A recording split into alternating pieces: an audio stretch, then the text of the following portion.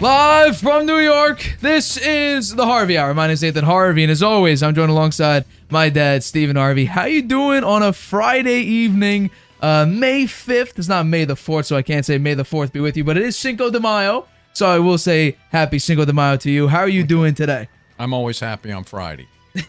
I bet you are. Yeah. We got actually a huge show. A long time since we had a show as big as this one, but let's jump right into it since we are going to have a gigantic show today. Let's start with the first news. So the Warriors last night absolutely obliterated the Los Angeles Lakers in Game 2 at home, 127-120. Now, Steph Curry he was not the star of the game, actually. It was Klay Thompson nailing 8 3-pointers, which I believe he set a record, actually, for the most 8 3-point games in the playoffs, even more than Curry, which is a little bit surprising. Curry doesn't even have that much, so that's another record. He also has the most threes scored in, I believe, a playoff game. He also has the most threes in a regular season game.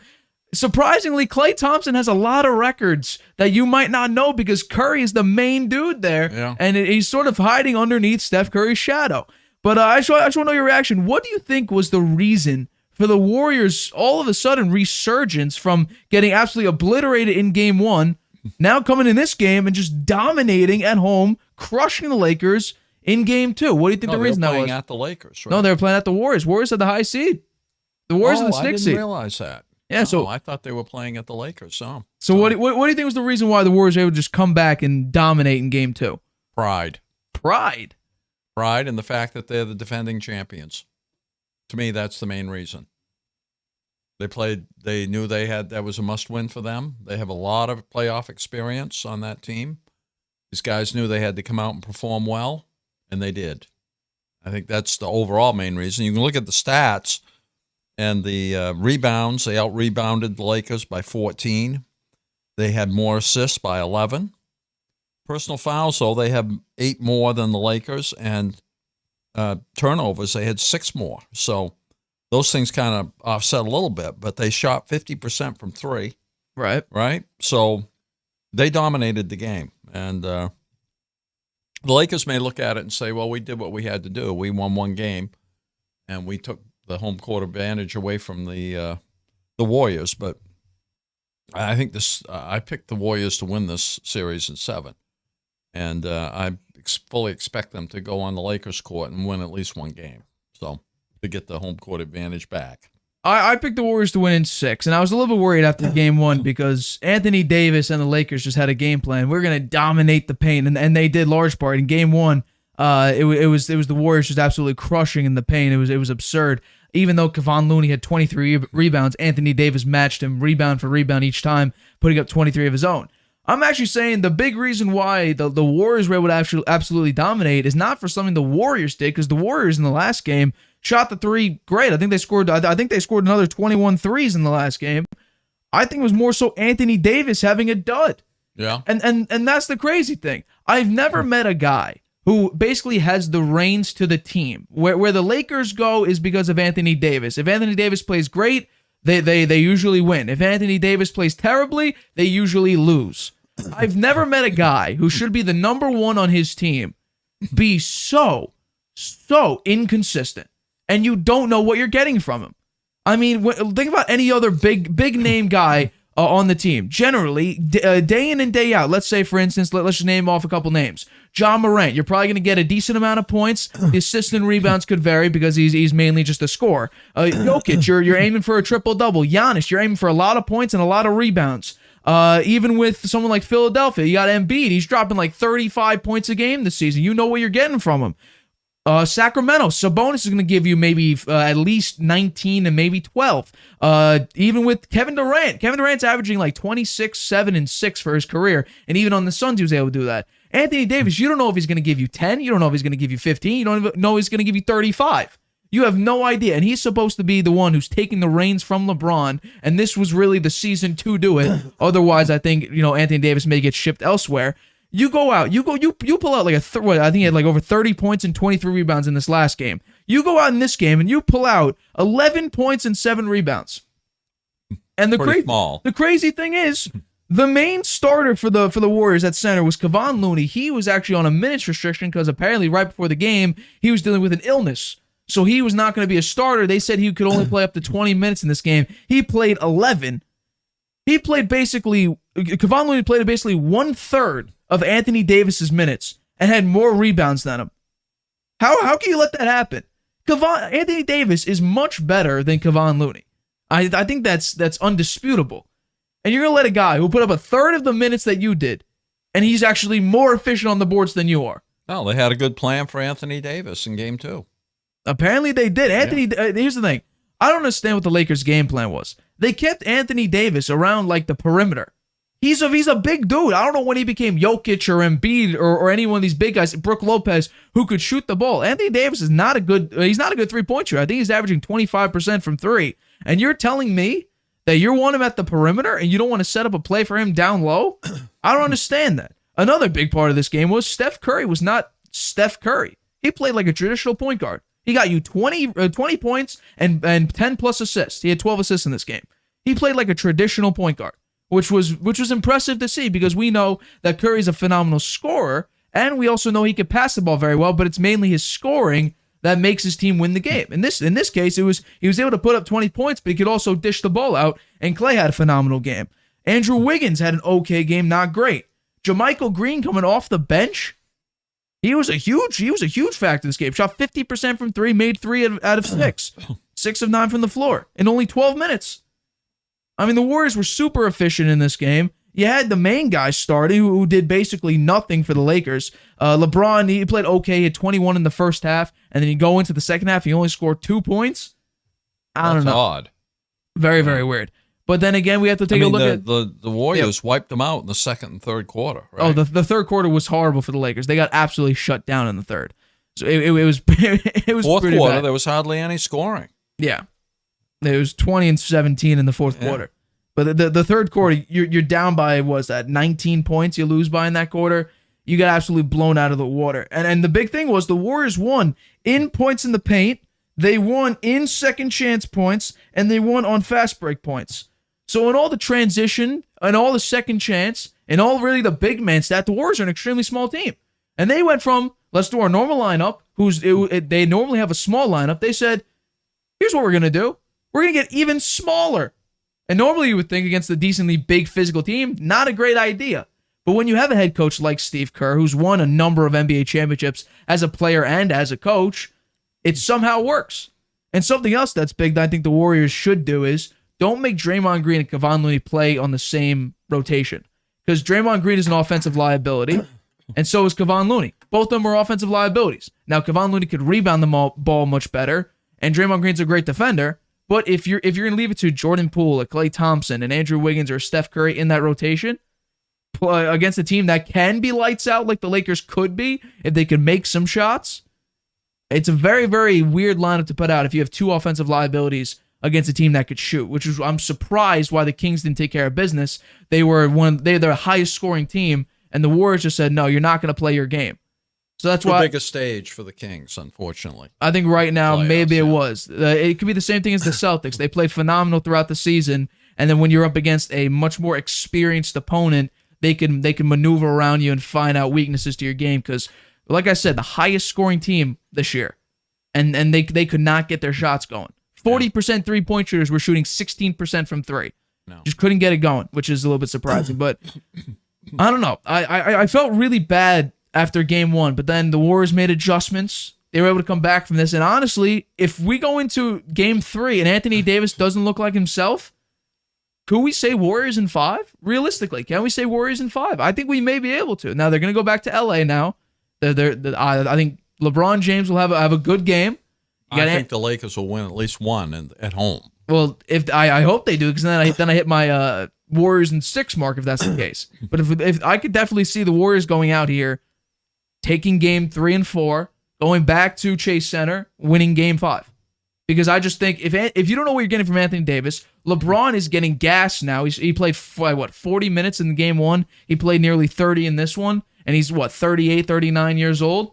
And he's been looking gassed for weeks now. He's against the Grizzlies. He would go out in the 3rd, 4th quarter, and he would just be panting his life out. He'd just be completely gassed. And now you're going up against the Warriors. Steph Curry, if LeBron's on Steph Curry at any point, Steph Curry does not stop when he's on offense. He jolts around the court, going up, down the court, all the way to the baseline, up to the top of the key, down to the corner of the three. He goes all around. He doesn't stop. And LeBron, at 38 years old, They won't put LeBron he on can't guard him. that. He can't guard that for the life of him. But now you're going to go into Austin Reeves or D'Angelo Russell. I mean, both those players are Those guys okay. can't stop Curry. Right, those guys can't stop Curry. And if Anthony Davis isn't, he's not giving you anything. What can you really do? I don't think LeBron. Well, I wouldn't write Anthony Davis totally off. He could have some good games coming up here. It's just his lack of I would expect him consistency to is a bounce big back. problem. I think he would bounce back. You would assume that, and that's why I think maybe the first game in Los Angeles they may take. But I think, honestly, it's a realistic observation to say, hey, there's a chance, just a slim chance, that the Warriors could actually go out and win in 5. Because I just think with this team, the way they were absolutely able to dominate on this, with their main rebounder not even playing as a starter, playing a third of the minutes he normally gets, and still being super productive, I just think it was a shock to the Lakers saying, hey, what's going on here? I think Anthony Davis needs to take a lot of blame in this game because he played terrible. You have a 30-plus game with 23 rebounds in game 1, and you followed up with, 11 points and 7 rebounds? And you're supposed to be like the next guy up to LeBron, maybe even above LeBron now. I think it's a problem. I think it's a serious problem. You got to take full accountability of that. And the big thing is this is Anthony Davis in the past 3-4 years. Super inconsistent, except the bubble year, I guess, because you had The bubble year they won months off. But we're talking about like you're injured, then your lack of consistency hurts the team. I don't know what you're going to do. And this was supposed to be Anthony Davis's year to say, hey, this is my team. I'm going to run things now. I'm going to take the Lakers and continue them in championship form. And his lack of consistency has proven the Lakers may need to move off him, get a big piece. We'll see. That's my take on the subject. Let's get into our next topic. So Lamar Jackson officially signed his 5-year, $260 million contract. And I'm going to bring up a couple quotes because he did speak, but this is just one quote that he brought up. He said, I didn't really care for other teams. I wanted to be here. I wanted to be a Raven. I said in 2018, and I meant it. I wanted to get this done before my time is up and branch off somewhere else. I want to win the Super Bowl here. And this is actually what he had to say in a post conference about where he thinks this team will head into this season.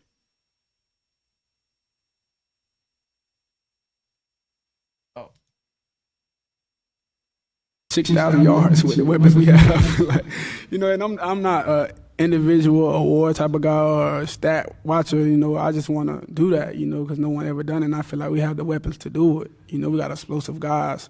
And like Coach said, Nelson, the new addition, Zay, OBJ, and we got Bateman going to be 100% healthy. Dude going to be healthy, So it's going to can't forget about Mark. I can't forget about my boy Mark.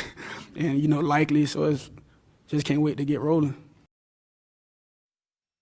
So Lamar is very optimistic if he says he could throw for 6,000 yards with the Ravens, who, I don't know, people have always told me, doesn't have a lot of weapons. That's why he loses so many games, even though he wins 75% of his games, and he, for some reason, can't win the playoffs when he does it. So I just want to know, what do you think of Lamar's comments about, the prior, this offseason? He requested a trade, supposedly, and now saying he wants to be a Raven. He's going to throw for 6,000 yards. I just want to know, what are your thoughts on Lamar's comments? Well, I'm not sure what else he could say. I mean, he's going to be there for 5 years. He's got to cozy up to the fan base, right? He doesn't want them to turn on him. And, a lot of what happened since he started his contract negotiations is just that, negotiations, right? You have different ploys that you use. He used the ploy, trade me, right? The Ravens used the ploy, non-exclusive franchise tag, knowing that what Lamar was asking for wasn't going to be matched or exceeded by any other team. When they would have had to give up 2 draft choices, they played their hand well there. And in the end, Lamar played his hand for what looked like a total disaster, right? He wound up playing his hand pretty well, and I may thank Jalen Hurts for that, because Hurts got a very, very good contract, and that kind of set the bar, and the Ravens were smart enough to guarantee a lot of money, similar to what Hurts got, and make Lamar just a hair over everybody else in terms of highest paid player in the league. So I think they've mended their fences, and he's going to be there for 5 years, so he won't be griping at least for 3 or 4 more, right? He may gripe in this 5th year if he plays really well on this contract, because he'll want another big one, but we'll wait and see. Well, the contract breakdown came out, and it looks like we were right. It's the first 3 years that matter, and then if Lamar does not play very well, they can get off him in that before that 4th year, because the cap hit basically goes $22 million now, 33, 43, and then 74. You can get off him. The dead cap decreases a lot after that. Right now, it's $112.5 million. Then you go 90.5, 57.5, and then after that year 3, it basically thirds out. You got $39.5 million. So you can get off Lamar and not deal with a tremendous dead cap to move off of him. But Lamar did get his money. That's the big thing. And I told you when the news broke, I was a little bit surprised Lamar actually went for it, because what he was going for was not a full. Originally said fully guaranteed deal that's above Deshaun Watson. That's his first initial comment. Then it was, I don't want a fully guaranteed deal. I just want more guaranteed money than Deshaun Watson. And now he takes less guaranteed money than Deshaun Watson, and also less guaranteed money than Kyler Murray. Kyler Murray's making $189.5, I believe. His guarantee is not fully guaranteed. Fully guaranteed, I think, is $130. His total guarantee is $185 million. So he's taking less than Kyler Murray, which I was a little bit surprised he would actually do that. However, I will say this: Lamar Jackson, you said you think you could throw for 6,000 yards. How about let's start with at least 4,000 yards first? Lamar has never thrown for 4,000 yards or more. I think we should start at least there. Well, he's going to say that, right? He's going to say I can throw. But for at least 6,000. be reasonable here. I mean, he just got huge contracts, the highest paid player Right. in the NFL. Right, now. but you're not He's doing it gonna to say, yourself. I can do it all. I'm going to be able to do it all. He actually has a little pressure to say that. Well, I think. Right? I mean, you're not throwing it to yourself. I don't think he's going to throw. I don't think problem. he's going to throw for 6,000 yards, right? I don't think that's going to happen. Well, I would agree with you, but I think you at least should be reasonable. Has anybody ever thrown for 6,000 yards in No, a season? of course not. Nobody No. has. So that's not going to happen. Could he get to 4,000? I think so. Yeah, You think he can get the 4,000? I do. I mean, think no. he's got better weapons now. He should be able to Yeah. get to 4,000. That's the thing. He should be able to. But, and first of all, OBJ, we don't know how good he is with that new ACL. He should be fine, but we don't know if he's washed. Mm-hmm. Then I saw this today. Some reputable website did like a deep dive into route tree running and how it translates from college to the NFL. So great route tree runners, how it translates in the NFL, and they've ranked it. Zay Flowers was towards the bottom, and that's their wide receiver pick. He was basically dead last in that category. Yeah, he's a rookie, He is They're a going to rookie. teach him. If he's teachable and coachable, then the guy's got a lot of talent. He'll find a way to learn that stuff. Even then, though, I agree. Mark Andrews is a top 3 tight end in the NFL right now. However, you don't know how great Lamar could throw it. Now he doesn't have top 5 wide receiver core or anything like that. Now he brings in OBJ, who we don't know how good he'll be. Rashad Bateman is there. Duvernay is there. Now you got Zay Flowers there. You have decent weapons now. Your offensive line is okay. You got J.K. Dobbins coming back. We don't know how good Lamar could actually throw the ball, because Lamar hasn't been that great of a thrower in his entire career. Now, I'm going to talk about this when I do my top 10 AFC picks. The win-loss, the over-under win total came out not too long ago. The Ravens are 8.5 towards the bottom of the AFC. Now, 8.5 wins. That's what they're saying. 8.5 wins. That's below With Lamar Jackson. with Lamar Jackson, with all these draft picks, with all these additions. I think that's understated. They're below the Cleveland Browns, Get out. and the here. Cleveland Browns That is a are mistake. in their division. Yeah, well, I don't think that's true. I think, Vegas is almost never wrong. And I think I would take the over and maybe say 9 wins. And I guess that would be, A-okay for me. But Lamar, for 2 straight years, hasn't been healthy towards the end of the season. How much did you say the cap was in his cap hit on the 4th year? The 4th year, his dead cap is 39.5. His cap is 74.5. But I guess they can move off of him in that case. His dead cap the one that the weight of the Ravens would be 39.5 if they get off him. So basically, it's a 3-year contract. Basically, like we guessed, because we didn't know the actual breakdown. The guaranteed money, will it all be paid out by the end of year 3? The fully guarantees, the full guarantees. So basically, when he signed his name, he's basically insured around $130 million. His total guarantees, the stuff that he could reach towards the end of his contract, is $185, which is less than Kyler Murray and Deshaun Watson, which I was surprised about. So it's really a 3-year contract in a lot of ways, right? Yeah. They could get out of it by the end. They could trade him, right? Or they could release him. They could release him if he's not good anymore, which we don't know. The peaks and valleys of mobile quarterbacks is very drastic. They normally are like taking over the NFL. Cam Newton, Randall Cunningham took over the NFL for a while. You even had Michael Vick. He wasn't, Super Bowl winning, but still, his just athletic ability was dominant in the NFL. Check early Madden. He was literally a cheat code. And then, massive drop-off.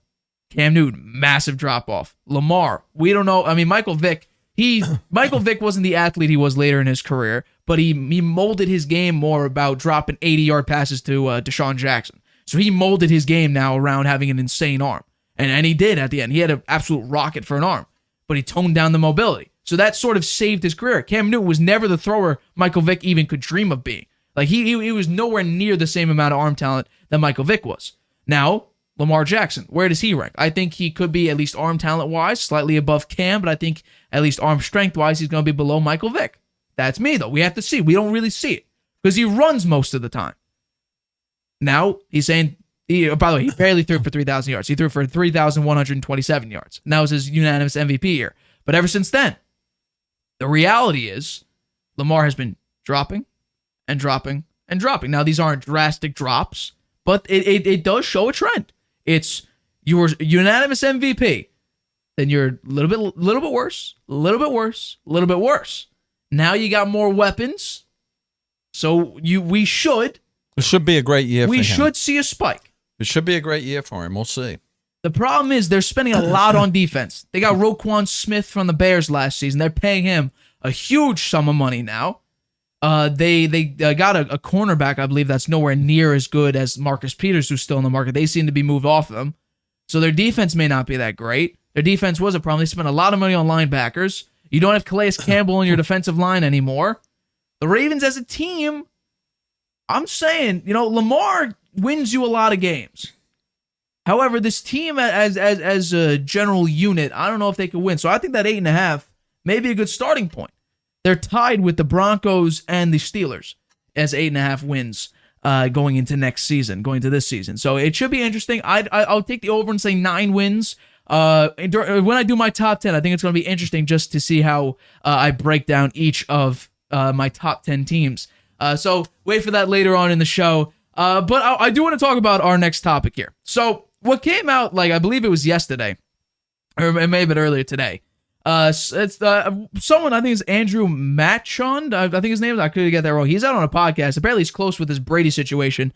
Tom Brady technically has signed a 10-year, $375 million deal with Fox to be their lead analyst for NFL games. But he said on the herd, I think a couple months ago, actually, he said that he'd be excited to start working in that spot in fall of 2024. And we thought, well, why isn't he starting in 2023? I assume that would be to take about 18 months off because he just came out of a 23-year football career. He spent more than half his life playing football, so it's a take it easy, chill for a little bit of a year. And then he also went through a divorce and everything like that.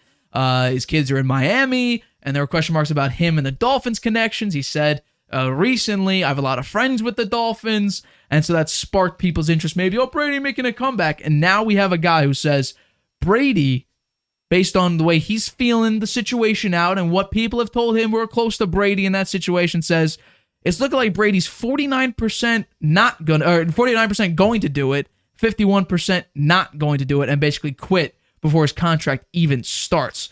So I just want to know, just a little fun topic here. What do you think is more likely? Brady signs the deal with Fox, becomes the lead analyst in 2024, quits football altogether, just lives Tom Brady's life with his Brady brand and his NFT brand and just drops out of football entirely? Or do you think he makes a comeback at age 46 and plays for whatever team needs him? That's a tough one, Nate. I'm not sure. Fun topic. I'm not sure I know the answer, but my speculation. My gut tells me that I'll take it in pieces here. The contract with Fox, I think they made a mistake by offering him a 10-year contract. Okay, 10 years is a long time, right? And it's a lot of money. Right, that's for sure. But discount it to the present value using today's interest rates. It's not, it comes down quite a bit from $375 million. But and that's a lot of money to walk away from. But if he's probably thinking, you know what, if I do this and I really don't like it that well, I got to be doing it for 10 years. So, and then if I quit. In the middle of the contract, well, people say, well, he wasn't that, they'll criticize him for it. So I'm sure he's kind of looking at that and saying, is this really what I want to hook myself into? Because I'm really going to have to be committed to it for about 10 years. That's a long time, right? Now, that's a lot of money to walk away from, I guess. And he has a lot of money. So maybe that's not that big a deal for him. But he's also, his kids are living in Miami.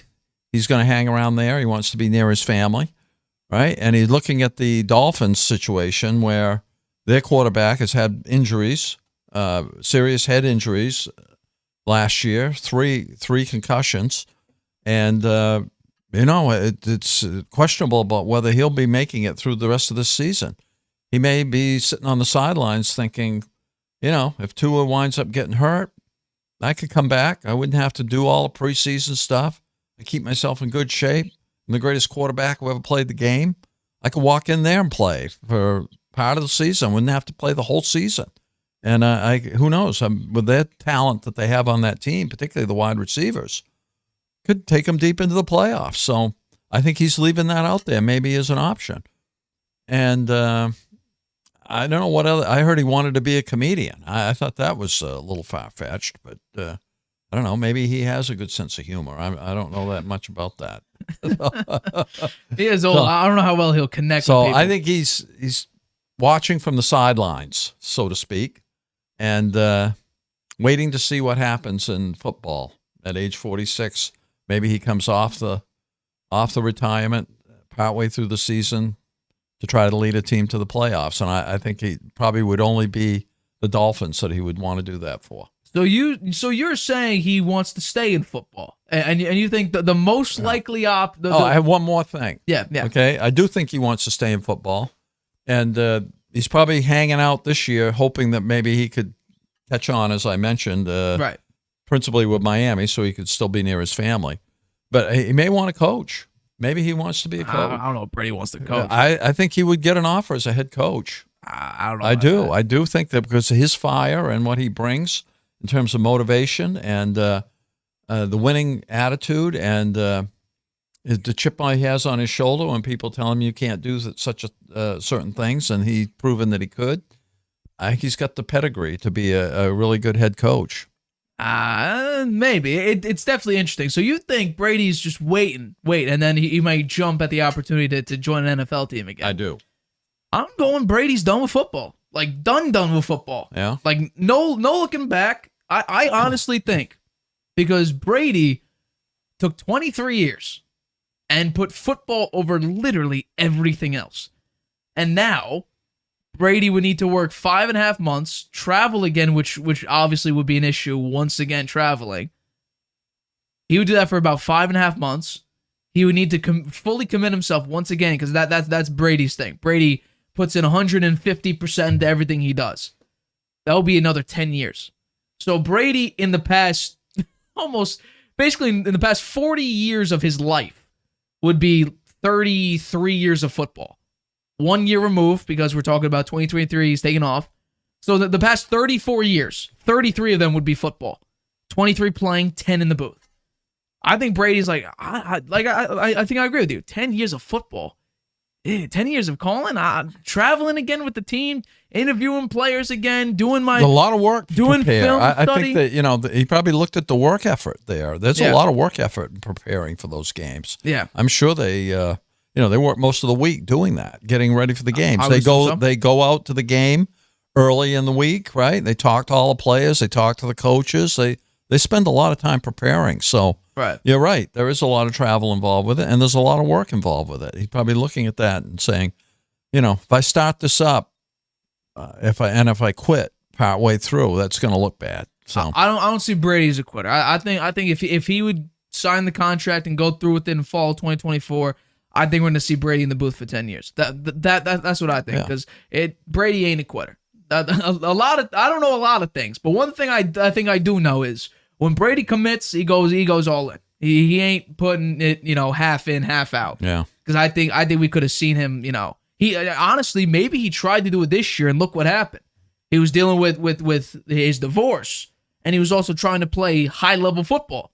And that was a cataclysmic disaster. Well, I think it had a lot more to do with his team than it did with maybe with his divorce. But he himself did not look good. Like he looked 2019 Brady just a lot worse because he's older and he flinched way more than he did back in 2019. Still had some pretty good stats, right? Didn't he have over 5,000 yards passing? Not this season, the prior season. He had 5,000 How yards. many did he have this year? He had over 4 for sure. It was comparable to Justin Herbert. Didn't he have the most attempts and the most completions this year? They didn't get him much of that, and also that's not a great stat. Your team was horrible. You went 8-9, 46-94, 25 touchdowns, 9 interceptions. Yeah, it was comparable to Justin Herbert, except Brady after the past 2 seasons with the Bucks, who he played lights out, and then the prior season to this past one, we're talking about one of arguably his best career performance ever. Including 2011, including 2007.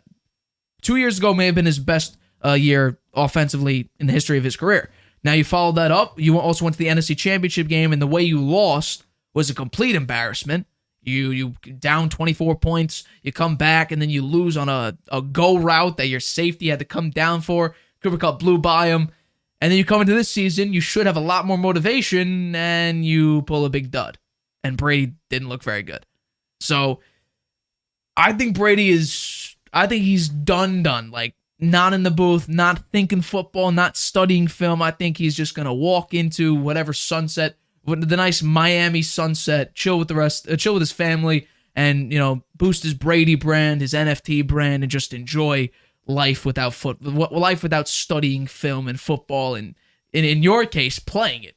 Because, hell, playing it is 10 times harder than studying it. But studying it does take a lot of work. That's why Tony Romo needed to have an intervention with CBS. Yeah. So I don't know. I just think he's a highly motivated guy, a very hard worker. I agree. I think sitting around doing nothing is going to wear on him after a while. He's going to want a new challenge. He's got golf. Yeah. Well, do you think he's going to try to become a professional golfer? I don't think so. Maybe semi-pro like Curry and all and some of those guys who enjoy golf. Maybe he'll do that, but I don't see him going. I just don't see him sitting around doing PGA nothing, Tour. Matt. I mean, Nate. I don't think he'll sit around and do nothing. I think he'll try that for a little while. I think that's going to wear on him. Well, I think we need he's to going to get into something. The next 12 months is going to be a big indication. He's got a lot of business things going. Right? It's his gyms and all that. And Brady brand, TB12 method. All that. Yeah. He's got an NFT brand as well. He's doing some work on that. He's going to make a ton of money. That's for sure. Correct. But he's already got a ton of 375 money. is not. Hey, 375 is the most. That's the crazy thing. In less than half the time, he'll make more money than he did in his entire NFL career. By like $40 million. I think Brady over the course of his career made like $330. Now he's gonna make $375 in 10 years. You play 23 years of getting your brain beaten in by 350-pound guys running at you full speed trying to rip your head off. And now you guys sit in the booth and talk about the game. And now obviously there's more work going on. It's hard to see somebody walking away from that. I admit, Hey, well, it's one thing. Tom Brady keeps us guessing. Yeah, on a lot of things over the years. So we'll just have to wait and see. It's definitely going to be an interesting situation. However, coming up, the Celtics are looking to take a 2-1 lead today, playing at Philly. Game starts at 7:30 p.m. Eastern on ESPN. Also, Jimmy Butler is eyeing a Game 3 comeback at home against the Knicks in Game 3 on Saturday. We discussed that. And to wrap up today's episode of the Harvey Hour, I'll be making my AFC Top 10 picks. All that and more right after this 30-second break. Introducing video podcasts on Spotify. Transform your storytelling into a show everyone can watch or listen to. Easily upload your video through Anchor, Spotify's free podcast creation tool. So whether you're showing off a new recipe, interviewing an exclusive guest, or uncovering the next mystery, you can now reach a whole new audience with Spotify. Podcasting just became more than audio. Create with Anchor, watch on Spotify.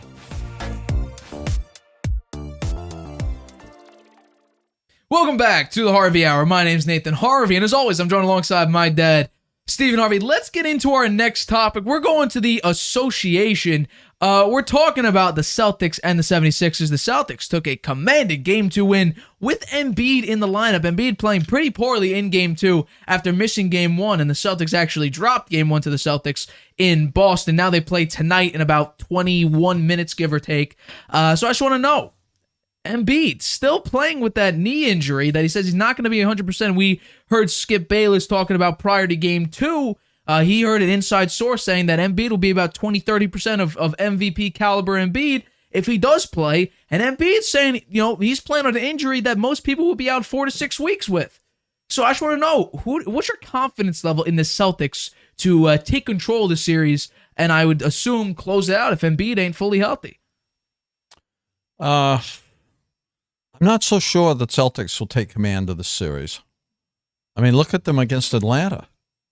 It took them 6 games to win that series, right? Against a team that had to limp into the playoffs, And they only had one and a half really good players, right?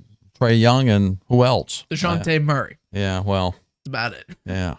So the Sixers are definitely a much better team than the Hawks. They proved that they can play really well without Embiid, right? James Harden, what a game he had in Game 1. Amazing, right? And Embiid, I'm surprised they let him play in Game 2. Why wouldn't they rest him again and play him in Game 3? I heard it was just to knock off some of the rust because he hadn't played for 2 games and get him ready for Game 3. I think most people are thinking the series is going to be pretty close and that tonight's game will be very competitive. And I think the Celtics will have all they can do to win that game tonight. I think it's going to be interesting because Embiid versus the Celtics is averaging like 37 points and 12 rebounds. And the last game, he did not look very good. He took a couple shots, but down low, he wasn't the normal Embiid dominant down low guy that he normally is. I think the key to this series, honestly, once again, is Jason Tatum's consistency. And that's why I think Jaylen Brown is not better than Jason Tatum top to bottom. He's just more consistent. Like with Anthony Davis, you don't know what you're going to get day in and day out from Jason Tatum. Now, I believe it's more good than bad when it comes to Jason Tatum, but you're not 100% sure what you're getting from him. And I think that's a huge knock. That's why I don't put Jason Tatum as a cemented superstar, because I don't know what exactly I'm going to get with you. LeBron, you're going to get double digits. That's the very minimum. You're going to get 20 points at least. You're going to get probably 6 to 7 rebounds. You're probably going to get 5 to 8 assists relatively, give or take. But you're going to get consistency. Jaylen Brown gives you about, 26 and 5 and 4? Maybe 25, 26 points, 5 rebounds, 5 assists. And Jason Tatum, you don't know if you're going to get a 35-point performance. You don't know if you're going to get a 10-point performance. You don't know if he's going to shoot 12% from 3. You don't know if he's going to shoot 40% from 3. So I think this key is honestly Jason Tatum here. Now, he's averaging 26 points in the playoffs so far, along with 6.9 rebounds, which is great. And normally he plays pretty well against the Sixers, but so does Embiid. Embiid dropped a 50-piece against the Celtics not too long ago, about a month ago, I believe. We'll see what he does tonight. If he can play well, this series is going to be very hard for the Celtics to win. I completely agree, and that's why I was nervous, and I think I actually put the Celtics in 7. Jason Tatum, you mentioned his consistency. His performance in the first game of the series was horrible. Yeah. Right? He played terrible. He had probably maybe the worst playoff game he's ever had. I don't know about that. Yeah, it was pretty bad. It was really pretty bad. So we'll see. He was much better in Game 2. He didn't shoot much those in Game 1. That's the problem. Those two guys, Brown and Tatum, they've got to be good. They have to be good every game if they really want to dominate a series. And so far, we haven't seen that this year. And I'll say this again. and I've said it repeatedly, the Celtics don't play good enough defense. Their defense is not what it was last year, and I put that on the coach. I could agree with that. Now you bring that up. They are actually given the most points per game in the playoffs out of the remaining 8 teams. So you do have that back. Yeah, against the Hawks. The Hawks was a weird series. And I think that was actually telling of where the Celtics are at. They can't hold a lead, and they also can't put teams down. That's the thing. Now, when they get up like this, okay, that's the Celtics team we should see. Because I still believe the Celtics from top to bottom are the number 1 team in the NBA. Now, the Bucks record-wise was number 1. But I think if you put this team up against the Bucks, person for person, pound for pound, I think the Celtics would beat them pretty I'm not saying sweep or game or out of 5. I would probably take the Celtics in 6. We saw Milwaukee fired their coach. Right, yeah, Mike Budenholzer was out. So I look at Milwaukee's pound for pound, up and down the lineup, inch for inch, right? They've got some big guys. They do. And those guys are good. Yep. So, and they have a very good point guard, too, with Drew Holiday. I don't understand what happened to them in the first round, and I'm sure the Milwaukee ownership doesn't understand it either, and they're getting themselves a new head coach. It could have been Budenholzer, maybe a scapegoat for that. It could also be obviously. No, I think maybe, and apparently the report was Giannis was already out on Budenholzer at the start of the season, so this was just a perfect, hey, fire our head coach, because I don't think Giannis is the main piece of that team. I don't think the Bucks organization just go, you're fired without consulting your number 1 guy on your team. So I think Giannis gave the blessing to fire him, and he did get fired. But this Celtics team, can't hold a lead. That's the first thing. And they also, like you said, they're not as good on defense as they were last year. They were much more dominant on defense. Now, Marcus Smart won, I think, his 3rd Hustle Award. Marcus Smart is a great defensive point guard. Just one guy out there. Defense in the NBA is a team concept. Right. It's not just one guy. It's the team. It's how you play team defense. And the Celtics don't play it as well this year as they did last year. I agree with that. I think honestly, that's coaching. I really do. I think I could definitely get behind that. I think a main piece, which I don't think we're going to see in this game, but I actually hope I'm wrong, is I don't think the Celtics bench is going to step up like they did in Game 2. Malcolm Brogdon in Game 2 had a phenomenal game. He shot 7 of 15, 6 of 10 from 3, scored 23 points. Grant Williams gave you 12 on 4 of 8 from 3. I don't think Grant Williams is going to go out here and shoot 50% from 3, and I don't think Malcolm Brogdon is going to have a starter type of game. Now, at the beginning of the season, we each thought, coming out of the Warriors series, or I guess the beginning of the offseason, we both thought coming out of the Warriors series that they need a playmaking point guard because Marcus Smart is not a great distributor compared to the top point guards in the league. He's like a Drew Holiday. He could score. I think Drew Holiday's better than Marcus Smart, but he's mainly a defensive point guard who's not a true point guard. I agree with that. Like what we saw from Steph Curry in Game 2 is what a true point guard looks like. You don't score 35 with 6 assists. You get 20 to 25 points, 10 plus assists. That is a true point guard. Marcus Smart ain't that. Now, Malcolm Brogdon is a little bit more like that. He's a bigger they have point him guard. as a 6th man. 6th man, yeah. Except now it looks like Robert Williams is looking more like the 6th man. And even, hell, Peyton Pritchard. We saw a Peyton Pritchard sighting in Game 2, which I was shocked by. I haven't seen him in a very, very long time. He's got to be disappointed, right? That he doesn't play more. He was a huge part of that last season. Last year he played a lot, yeah. And he was a big part of that. Good. Yeah, but I think, honestly, with the comeback of Derek White and how well he's been playing this season, you don't really need 3-4 guards to come out on the court at one time, or even just throughout the game. Derek White is more, and he's on the starting lineup for that reason. Peyton Pritchard started a couple games last season as well. So it's just that type of, you don't need him. Now, Jaylen Brown, I would not say is the key. I think, honestly, the number 1 key is Jason Tatum's consistency. But even then, if Jason Tatum isn't consistent, it's up to the bench. Not up to Jaylen Brown, not up to Marcus Smart, not up to Al Horford, not up to Robert Williams and Derek White.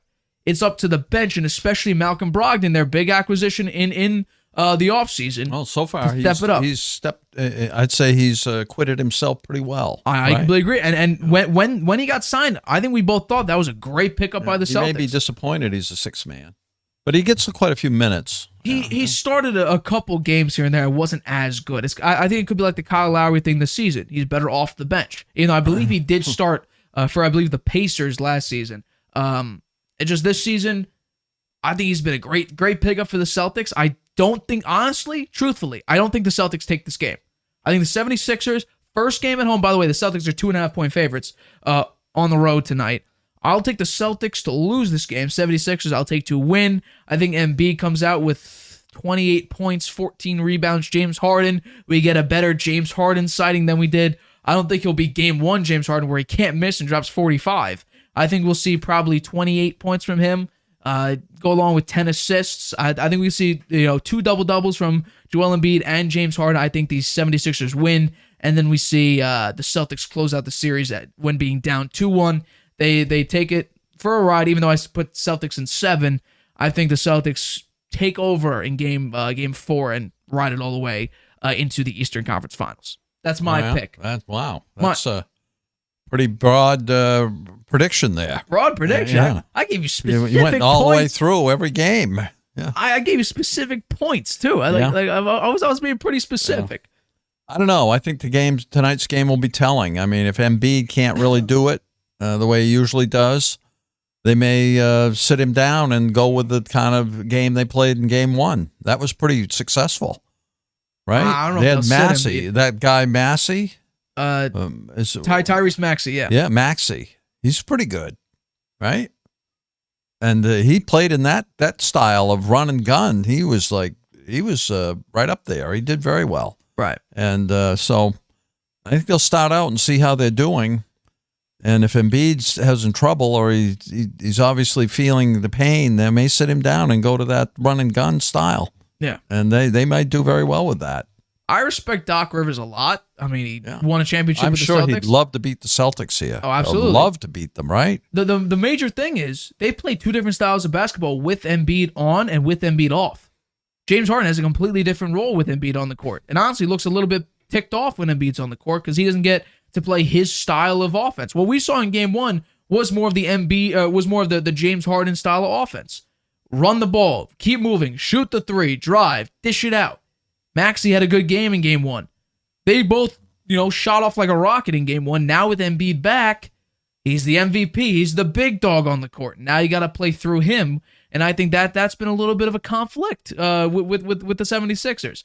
So I don't know how, can James Harden go back to Houston James Harden? I don't know. With Embiid on the court, I have no idea. With Embiid off the court, we could see Houston Harden make another appearance, but I just don't think that's going to happen because Embiid's going to try to play. Now Embiid needs to back up his MVP for performance. The past 2 MVPs the guy's haven't. hurt. The guy's hurt, Just don't be a liability. I mean, Yeah, I know. Jimmy That's Butler, Eric Spoelstra in game 1 where we went to the game. Eric Spoelstra asked Butler, "Are you going to be a liability?" Butler's like, "No." Embiid, if he's going to be a liability, you got to make a coaching decision. Take him out. Well, particularly when you won game 1 without him. Right.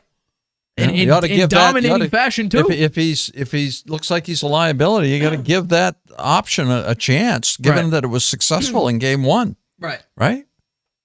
So I'm not too sure. I'll say the Sixers win.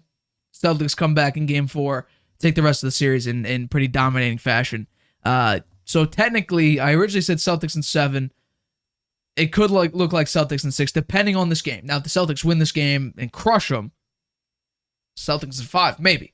I'm not too sure about that, but just slowly putting it out. Writing it in pencil. I'm not going to put it in pen or stone. Put it in pencils just in case I get that wrong. So we will see. Let's get to our next topic. We're talking about the Knicks. They play tomorrow. Jimmy Butler is questionable for game 3 after hurting his ankle.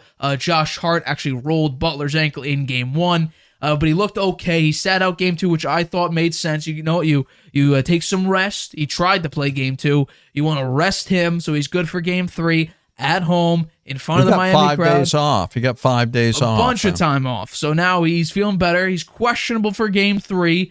The surprising thing was the Knicks almost lost to the Heat without Jimmy Butler, which is a little bit surprising. Butler in the playoffs is averaging 35.5 points and almost 7 rebounds per game, which is absolutely crazy. And most of that obviously came in the game 4 and 5 against Milwaukee, where he dropped 50 and then 40. So I just want to know who wins game 3, Miami Heat, New York Knicks. Woo. Well, I'd say if Jimmy Butler can be effective and he can play, I pick the Heat. The Heat? Yeah. Ooh. Why do you say the Heat? I watched them in game one when we were there. My God, I'm impressed. I kind of wrote them off because they had so many injuries, right? They lost Hero, he can't play, and Oladipo can't play. And they have a bench that's got some players on it. Duncan Robinson, he played pretty well, right? Yeah. And the Kyle Lowry has stepped up now. He's playing much better than he did in the regular season. You've got Trey Vincent, who was, I think, a very quality player. Gabe Vincent. Yeah. Sorry, I think he's very high quality player. He's played very well, and the Heat were hitting their threes pretty consistently. They were hitting the critical shot, whereas the Knicks were missing. And the Knicks, they almost lost game 2. Yeah. So I think it depends on how well Jimmy Butler can play tonight. Interesting. And if he's what he was in game 1. Then I see the Heat having a very good chance to win tonight. How much does that ankle really bother Jimmy Butler? Because supposedly, hard to say. I heard it was very swollen. It was swollen, but then it came out literally like the next day or later that day is not as serious as people were originally thinking it was. So I think they were smart to rest him in the second game. I think it was because you're saying we're going back. They did what they had to do. They won one game in New York. Right. No, I completely agree with that. I think they're well coached, the Heat, Absolutely. I think the players that didn't play so hot in the regular season, principally Kyle Lowry, have stepped up. Yeah, and the injuries are not as noticeable now because these other guys are stepping up and they're getting their opportunity and they're taking advantage of it. So, I give the Heat some credit for that. Absolutely. I mean, Eric Spoelstra, Hall of Fame coach. I still think the Knicks have a chance to win it, though. I picked them in 7, I think, 6 or 7. I can't remember. Thing in front of me. I picked the Knicks in. I picked the Knicks in 6. I'm hoping it's in 5. I'll be at Game 5. It's gonna be. I think it's gonna be a really, really good game. So I'm hoping Knicks can go into Miami and just be like, no, not today. Sorry, Miami. You're not getting this. Then go back in Madison Square Garden Game 5 and just be like, see you next season. Bye, Heat. Sent you packing. But I think that's going to be tough. I think it's going to be extremely tough, and I don't think it's realistic. However, I will say this. The coaching in Game 2 was a little bit better than in Game 1. First off, you didn't use all your timeouts and then have one remaining with 6.5 minutes left in the game in a close game. That's the first thing. Second, you played a little bit better defense than you did than in Game 1. Third, Josh Hart was better. Oh, and also, the biggest thing, the Knicks actually hit a couple threes in this one. Before, when you're shooting 20.6% from 3 in Game 1, that's a terrible shooting performance. Jalen Brunson hit his shots. Julius Randle was a big factor in that game. However, I just think you take a look down the list, you had some bad matchups. Mitchell Robinson on Bam, that's a bad idea. Mitchell Robinson's a slow defender. Bam's got a little bit of quickness to him. I would honestly put Julius Randle on Bam Adebayo. So I think Mitchell Robinson, he's mainly a rebounder. So I want you on maybe the power forward, but I don't want you on the main center because I think, honestly, Bam's got quickness, and I think Julius Randle has a little bit more of a little jump start than Mitchell Robinson does. I think that's a better matchup. Because Bam Adebayo as a center is more like a sort of in between a small and a power forward, right? He's pretty quick. He can handle the ball, So I don't know how well, though. I don't know how well. He can handle it well enough. Not great, but he has a quickness that most centers don't have. Yeah, he also could shoot pretty well. Yeah. Now, it's not as consistent as a Jokic or even as an Embiid, but he still can shoot the 3-ball pretty well. Yeah. I honestly think my guy, Obi Toppin, he deserves more minutes. Game 1, he went off, and you didn't put him in late in the game. That blew my mind how that you didn't put him. He was your 3rd highest scorer, and you're putting in guys that don't even have double digits in the game, late in the game, when you need to score points because you're down by so much. And he was also the only player that made multiple threes in Game 1. Now, this game, he didn't shoot very well. I think he went 0 for, both from 3 and from the floor. So he didn't play as good. But you also had Hartenstein. Hartenstein has been very good for the Knicks, especially in the playoffs. An extreme rebounder. Hell, even put Hartenstein on Bam Adebayo if you want to take Mitchell Robinson out. But Mitchell Robinson, I think, leads the playoffs in offensive rebound percentage, over 18%, which is ridiculous. Think about it. Every time you go for an offensive rebound, there's a 1 in 5 chance Mitchell Robinson's coming down with it. Like, that's crazy to think about. So Mitchell Robinson has very, very positive qualities. But I think the major, like the top part of the Knicks has been R.J. Barrett. R.J. Barrett, who has dominated the Heat this season, needs to continue dominating the Heat during this playoff run. Because if R.J. Barrett slips up even a little bit, yeah, well, I think he forced his game in game one. He forced a lot of shots. Yeah. And he needs to relax a little bit and take what the game gives him, instead of trying to force that shot. He missed quite a few doing that. Yeah.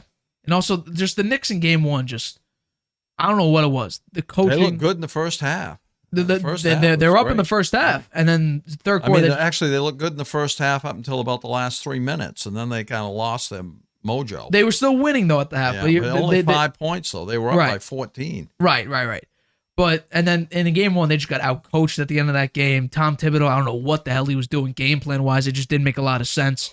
Game two was a little bit better, but then again, you almost lost to a bunch of undrafted players that the Heat have.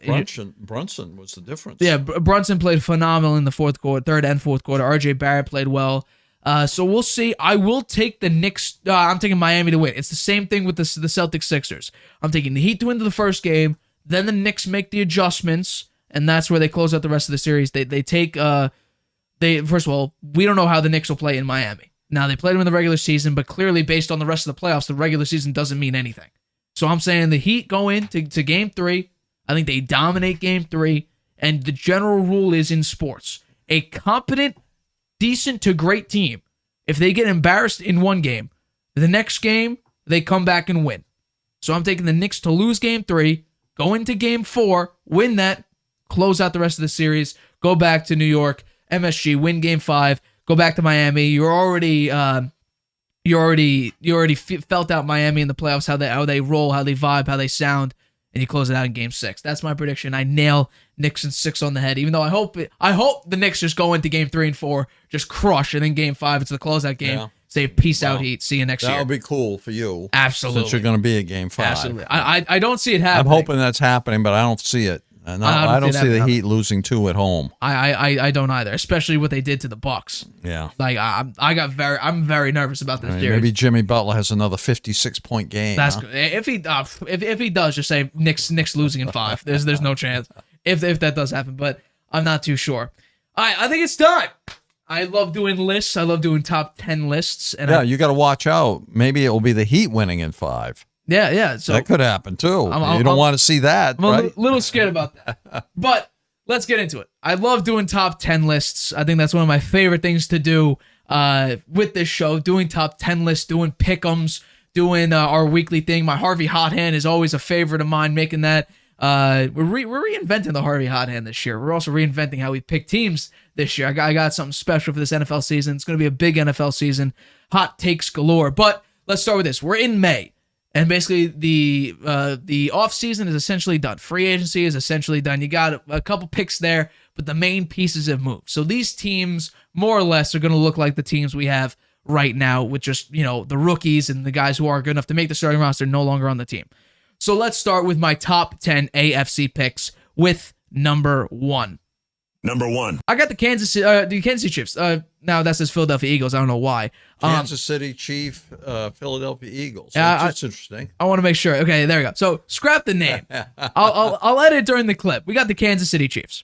So basically, the Chiefs, I think this is a given. They're the number 1 team in probably the NFL. You got Patrick Mahomes. You got Sky Moore, who's not that bad of a receiver or running back. I don't even know what he is. You got Travis Kelce. You got Andy Reid. This is a dynamic offense. Patrick Mahomes is the number 1 quarterback in the league. I think it's not a huge gap between him and Joe Burrow, but I do think there is one there. Tremendous talent, tremendous arm strength. Probably the best talent that a quarterback has had in probably NFL history. Honestly, arm strength. I know we both think Tom Brady, but I just think talent-wise, arm strength-wise, athleticism included. I think Patrick Mahomes right now is the best quarterback in the league. Do you see they dropped Hilaire? Number 2. He's not going to be with them. I'm not surprised with that at all.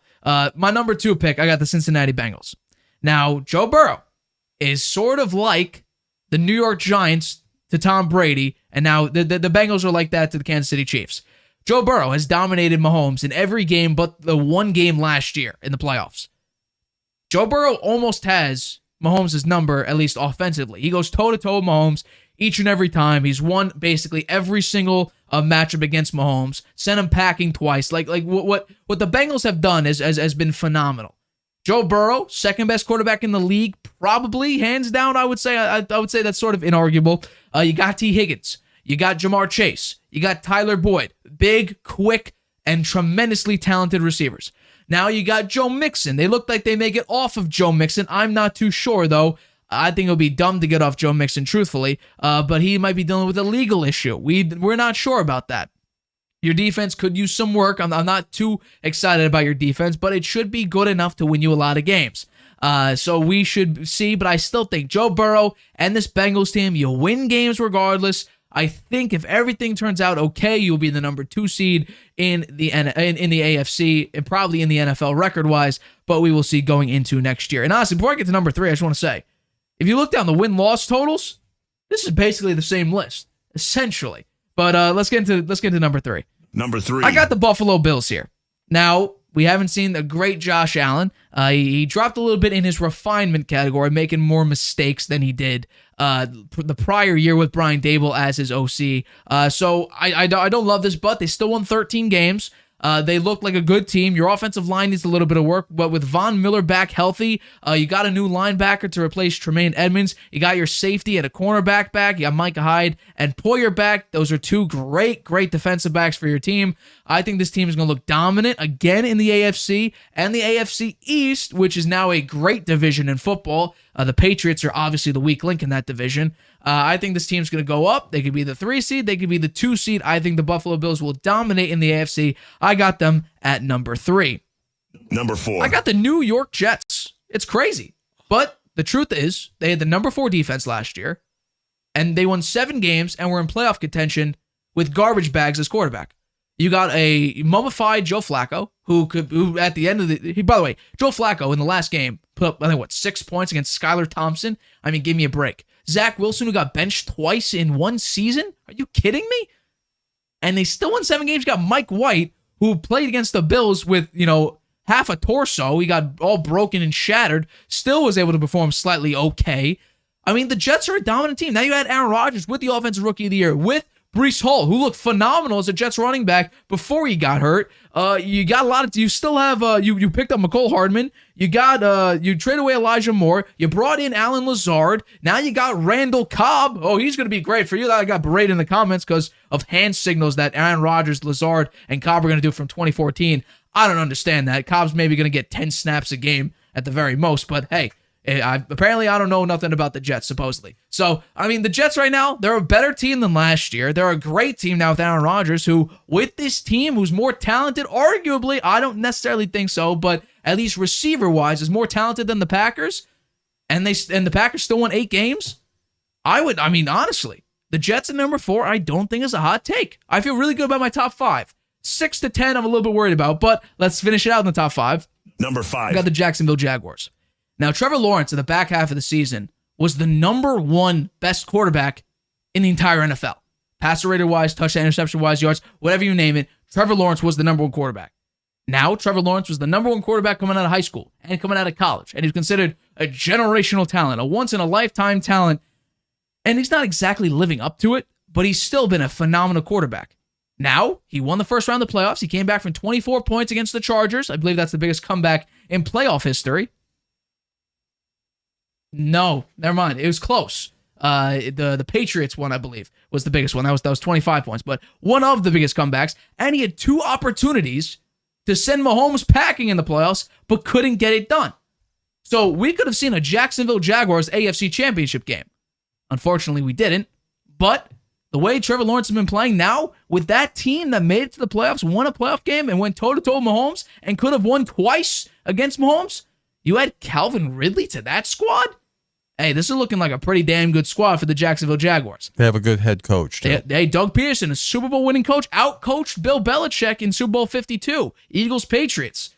So this team's looking really, really good. I got the Jacksonville Jaguars at number 5. Number 6. I got the Los Angeles Chargers. The reason why they're not above the Jaguars, they don't win any big games. Also, their head coach makes a lot of bad coaching decisions, especially late in game. You got like the 4th and 6 on your own 30-yard line, and you go for it. Huh? What? That's easy points for the other team if you don't convert it.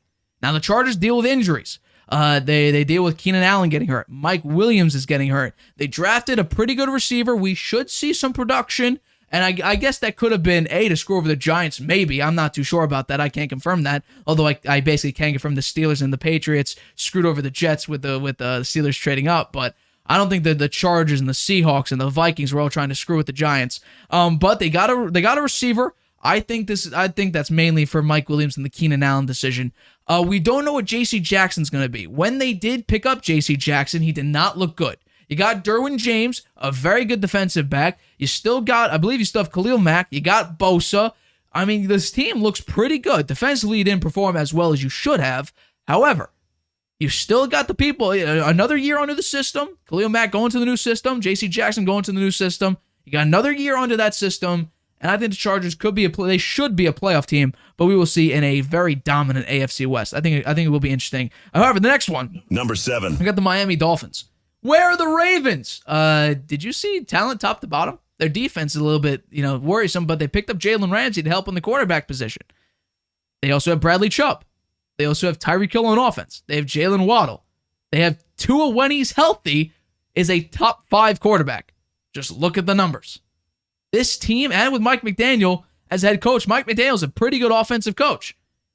Talent-wise, top to bottom, the Dolphins are a better team than 8-10.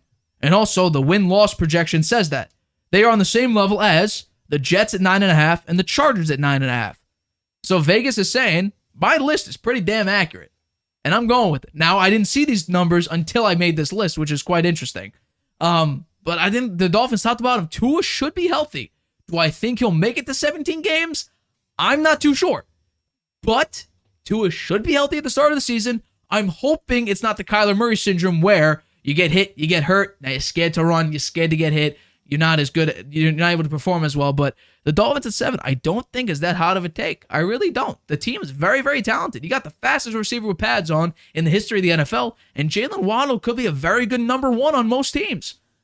What do you think about that? I thought you were going to make a comment here. I would put the Ravens ahead of the Dolphins. Well, number 8. Number the 8. Baltimore Ravens. There you go. They're the Baltimore Ravens right there. Actually, I put the Ravens ahead of the Chargers, too. Ooh, I don't know about that one, Chief, but here we go. The Ravens, they added some talent for Lamar Jackson. However, we don't know exactly how good the defense or offense is going to be. Now, their defense should be good. However, their defense is what cost them a number of games late in the year. Lamar Jackson, late in the year, wasn't healthy. He hasn't been healthy for the past 2 seasons. Out of 12 potential games in January and December, he's played 1 of them. That's the problem. Since his MVP year, the NFL and basically sports all around is, what have you done for me lately? Well, what has Lamar done for them lately? He's played pretty good when he's healthy. And when he's not healthy, the past 2 seasons, his team made it to the playoffs and lost the playoff game that they could have won against the Bengals. And they were just bad overall late in the first time he got hurt. They were just bad. Now, Lamar Jackson, he has more weapons. I don't want to hear people complaining. He's got no weapons. Now, he's got OBJ, who could have won Super Bowl MVP, a fast rookie receiver. You also have Duvernay, who's healthy. You got Rashad Bateman, who's healthy. And you have a top 3 tight end. What more do you want? And also, you have a top 3 offensive line. Look up the numbers. He's basically had a top 5 offensive line his entire career with the Ravens. So, I don't know what else you want. More, like, Lamar, can he throw the ball? This will be the big question this year. What can Lamar do besides his legs? Now, athletically, he's the number 1 quarterback in the league. And that's strictly on his athleticism. He's the number 1 quarterback in the league. When healthy, I put Lamar at number 3. He's at least top 5. He's definitely top 10. I put definitely top 5 because I have him at number 3. But we don't know what this team's going to be. The over-under is the same as the Steelers and Broncos and below the Browns. And that's a team that I'm going to talk about after this top 10 list. But number 9. Number 9. I got the Pittsburgh Steelers. They had a great draft, a phenomenal draft. Arguably, a lot of people are saying they had the best draft this season. You got Kenny Pickett again, who looked more than formidable with Mike Tomlin. And also, Mike Tomlin is a great, great coach. He is yet to have a losing season. I thought this year would be the season where he actually ends up losing more games than he's won for the first time in his career. Nope, I'm wrong. Kenny Pickett looked pretty good. The last, I think, 3-4 games, he had 5 touchdowns to 1 interception and a really, really good passer rating. The Steelers look like a great team, and their defense with Mike Tomlin is generally good.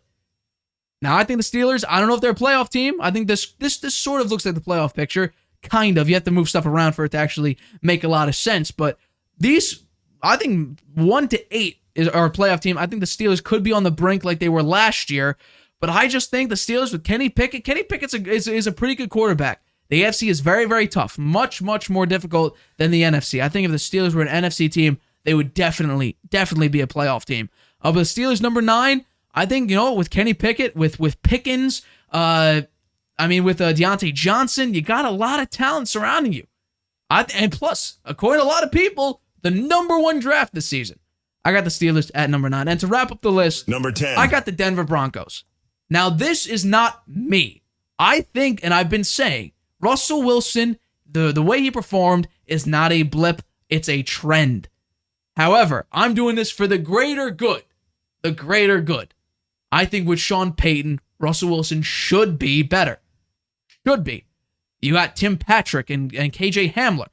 They're coming back healthy. Cortland Sutton is going to be healthier. Jerry Jeudy, I don't know what's going to happen. There were rumors that he's going to get traded or not. I'm confused with that. However, the Broncos should be better. They had statistically the number 1 defense last year. Pat Surtain taken after his dad being a phenomenal defensive back. And the Broncos were the number 1 defense last year. I think the Broncos should be, once again, should be. I don't fully believe this because I think Russell Wilson is not as great as people are hoping he'll be. And he's definitely not worth what the Broncos paid for him. I think it's going to be a trend, not a blip. However, I'm doing this for the greater good to not sound extremely biased, but I do have them at the number 10 team. I don't have the Raiders. And another thing I just want to bring up, the Patriots are 7.5 wins. That's the win-loss total, over under. That's wrong. The lowest in 23 years. That's wrong. What do you think they're going to win, honestly? I think I give them 9, at least. I don't know about that. I also think they should be in the top 10 tears. No way. Yeah, they should be Who? better than the Broncos. I think they should be in there instead of the Broncos. The Broncos are a better defense. I think, honestly, maybe they have a better quarterback. I think Russell Wilson's better than Mac Jones. I don't know. Well, we'll see. Well, I think the Patriots had a very good draft. they're in my top 10 AFC, NFC. The You weren't in Patriots got NFC, that but Boutte guy. They got him as a wide receiver. He could really make some noise. he had a bad combine, and Yeah, well, that's one thing, you know. I And mean, and sometimes, you pick up a player like that late in the, and this guy's got the chip on his shoulders, and I'm going to prove to those guys I'm a lot better than that. And he was rated in my You put him in the NFL first round. magazine, my NFL magazine. He was rated the top receiver. that's crazy. Yeah, That is crazy. They had him at number 1. What do you think of my the AFC and NFC picks? I want to. You saw the AFC. You weren't here for my NFC picks. So You make good arguments for it. I can understand why you would have those 10 in the AFC. I'm biased by the Patriots, and I think maybe with my heart more than with my head on them. So I can understand those 10.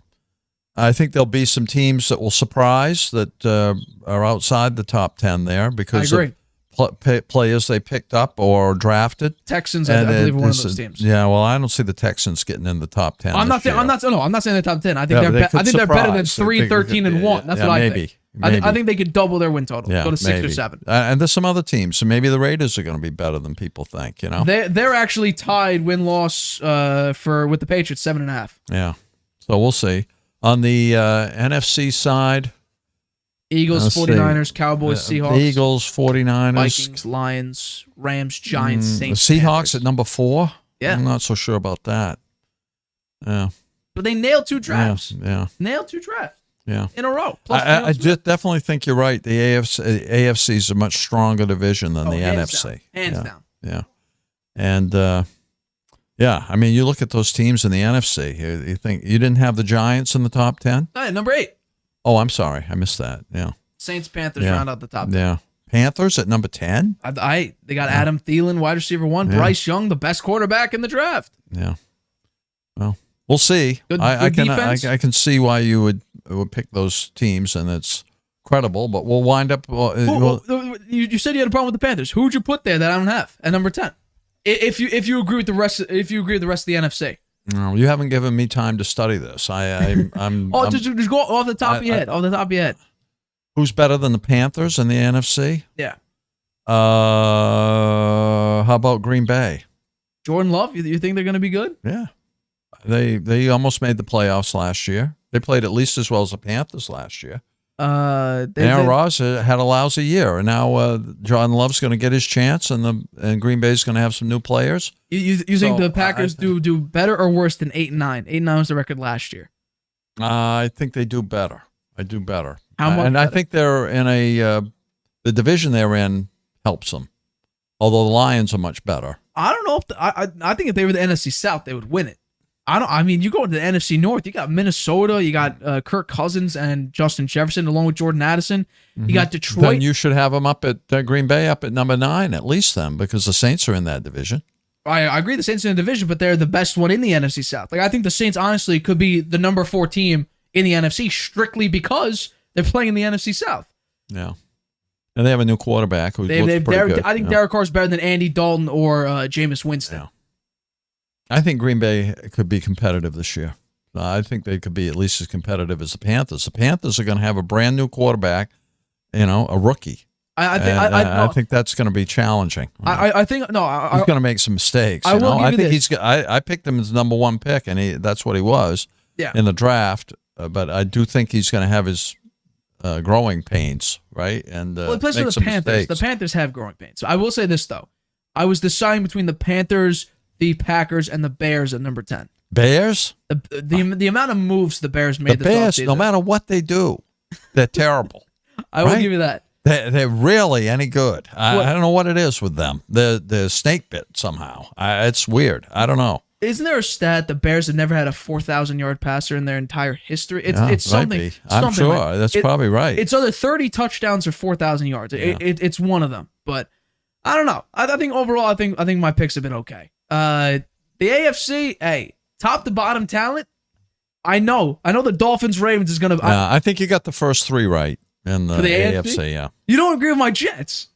Who would you put the Jets? I'm not a real fan of the Jets. I'm sorry. I mean, no, neither am I. They always find a way to blow it somehow, right? I agree with that. Yeah. I mean, even they brought Brett Favre in, they didn't make the playoffs, right? Although he did get hurt. He went 5-3 with them, though. Yeah. So I just don't trust the Jets and I'm sure the fan base doesn't trust them either, right? They're skeptical. They're excited, but they're skeptical. They're going to be very skeptical. Yeah, I'm not sure I put the Jets at number 4. It could be like that honeymoon phase. Yeah. Oh, we got a Hall of Fame quarterback now. Yeah. Maybe it could be that. Like they're in. I think you could make an argument for the Ravens at number 4. I don't know. You're gonna put him over Trevor Lawrence, really? I mean, they have Herbert? Lamar Jackson, right? And he's had some bad luck the last 2 years getting hurt. If he stays healthy, I think that team could be number 4 for sure. I'm not feeling it. Like I said, Lamar Jackson himself, when he's healthy, top 3 quarterback. They get to play the Browns twice. That's 2 wins. Hey, speaking of the Browns, I meant to bring that up. 9.5 wins. Come on. 9.5 I don't wins. believe it. I bet they will win 5 or 6. 4-way tie between the Chargers, Dolphins, and Jets. Wow. Can you believe that? Deshaun Watson is they made a huge mistake when Deshaun they paid Watson him and that team are in the same level as Justin Herbert, he's damaged Tua, goods, and Aaron Rodgers. Can you believe that? And above Lamar Jackson, Russell Wilson, our guy Mac Jones, and Jimmy G, with Devontae Adams as well. That's crazy. Now the Browns do have Amari Cooper, but 9.5 wins. I say Vegas doesn't normally get stuff wrong. 9.5 over under. I'm taking the under.